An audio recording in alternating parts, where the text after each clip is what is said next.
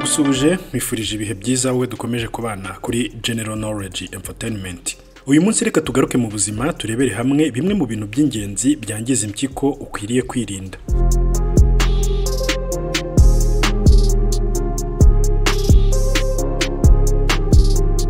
Impyiko ziri mu ngingo z'ingenzi cyane cyane ku mikorere myiza y'umubiri wacu.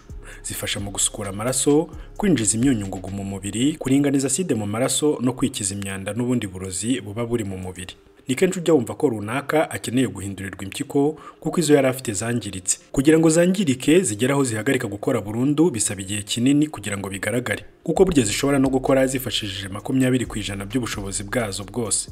No kuvuga ko bisaba igihe kirekire ngo hagaragare ko zangiritse burundu. Niyo mpamvu rero ibimenyetso byo kwangirika kw'impyiko bigaragara bigeze kure cyane, aho akenshi usanga bisaba ubuvuzi bukomeye kugira ngo uwatangiye kugaragaza ibimenyetso byo kwangirika kw'impyiko abashe gufashwa akire. Iyi rero ikaba ari nayo mpamvu umuntu wese agomba kuzibungabunga neza kugira ngo zitangirika. Mu kiganiro cyacu cya none turaza kugaruka kuri bimwe mu bintu abantu bakwiriye kwirinda gukora kuko byangiza impyiko. Icya mbere, kutanywa amazi ahagije. Amazi ni ingenzi cyane ku buzima.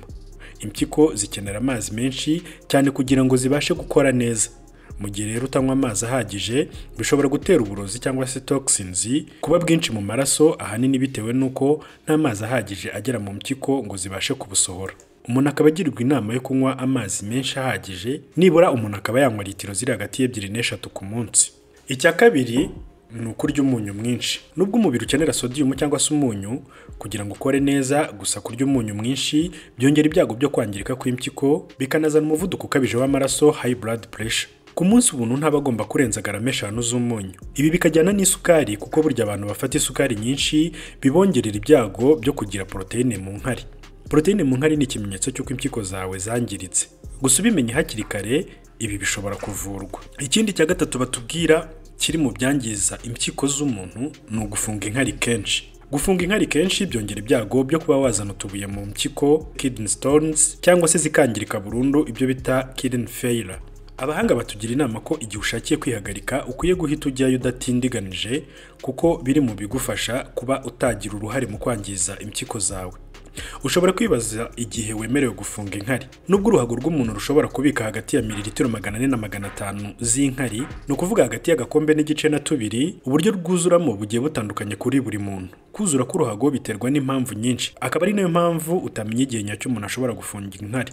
Hari abakunda gushaka kunyara cyane. Zimwe mu mpamvu zibitera rero cyane hakaba harimo kunywa amazi menshi cyangwa se ibindi binyobwa cyane cyane birimo kafeine bikunda gutuma umuntu anyaragura cyane. Uko ugenda usaza rero niko imikorere y'uruhago igabanuka, gusa kunyaragura kenshi, kuribwa ugiye kwihagarika cyangwa se kwinyarira udukari duke byo ntibiterwa n'imyaka. Mu busanzwe kuba wakwihangana igihe gito mu gihe utarabona kwihagarika nta kibazo, gusa nanone uko inkari zitinda mu ruhago niko byongera ibyago byo kwibasirwa n'ubwandu bw'umuyoboro w'inkari. Impamvu nuko uko inkari zitinda mu ruhago ariko umubare wa bakteri zihakurira ziyongera. Reka tugaruke ku cya kane kiri mu bya mbere byangiza impyiko umuntu akwiriye kwirinda. Bavugamo kunywa inzoga bikabije. Inzoga nubwo zemewe kandi ukaba ushobora no kuzisanga ahantu hose, ariko burya n'uburozi bukomeye cyane ku mwijima n'impyiko igihe rero uzinyweye ku rugero rwo hejuru. Kuba rero wanywa agacupa kamwe cyangwa se ikirahure kimwe mu gihe runaka ntacyo byangiza, ariko kunywa nyinshi cyane uba wangiza bikomeye impyiko zawe. Icya gatanu ni ukudasinzira bihagije. Gusinzira neza bihagije ntibifasha umubiri wawe kuruhuka gusa, ahubwo binarinda impyiko kwangirika. Abahanga bagaragaza ko agahu k'impyiko kiyuburura iyo umuntu yasinziriye neza. Mu gihe udasinzira neza rero bihagije bishobora kwangiza iyi ngingo. Icya gatandatu ni ukubura imyunyungugu na vitamine. Ifunguro rikungahaye ku mbuto n'imboga ni ingenzi cyane ku mikorere myiza y'impyiko ndetse n'umubiri wose muri rusange. Magnesium ndetse na vitamine B6 ni ingenzi cyane mu kugabanya ibyago byo kugira utubuye mu mpyiko dushobora guterwa no kubura iyi vitamine ndetse n'imyunyungugu.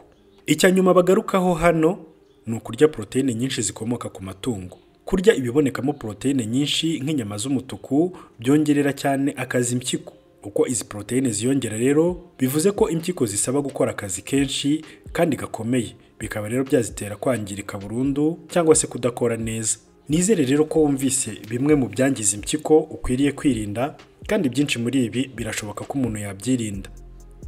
Ese wowe muri ibi byose tuvuze usanze ukora ibihe bigira uruhare mu kwangiza impyiko zawe? Iki ni cyo gihe cyo kugira icyo ukora kugira ngo impyiko zawe uzibungabunge, dore ko uru ari urugingo kugira ngo uzabone ururusimbura bisaba kuba wifite. Ndagushimiye rero, dukomeze kubana kuri General Knowledge Infotainment kugira ngo twunguke ubumenyi butandukanye. Dusubire ubutaha, Imana ibarinde.